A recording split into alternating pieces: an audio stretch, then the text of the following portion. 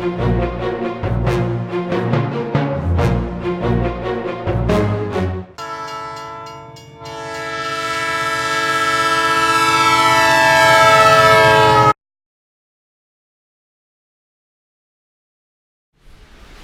this is a computer-controlled layout put together by the Mid-Kansas Model Railroaders.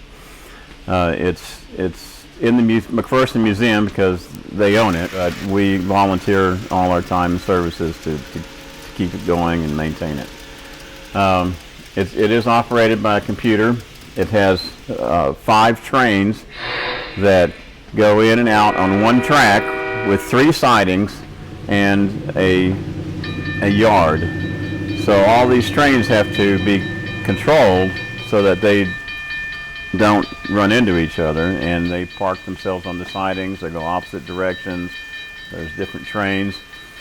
The trains represent the railroads that were once in McPherson. We had the Rock Island, the Santa Fe, the Missouri Pacific, the Union Pacific, and presently we have the K&O, which occupies most of the tracks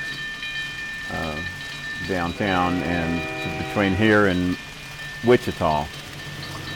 So these 5 trains are on our layout, and they're running around in about an 8-minute show, and they'll come out and they'll park on sidings and go by and do things that they normally do.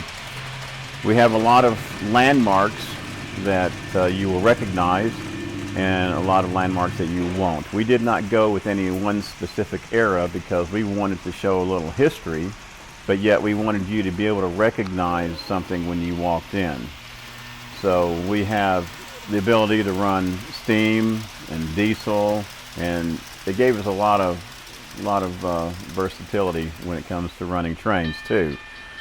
There is a lot of railroad history in McPherson, so we want to recognize that, and we try to do everything we can to get that going. But this whole thing was started by Mid-Kansas Model Railroaders, but the major person that started this, I have to recognize him, was John Snell. He passed away over a year ago, but he was very instrumental in getting this. He's been a model railroader since I can remember, and he has had a model railroad store here in town for years.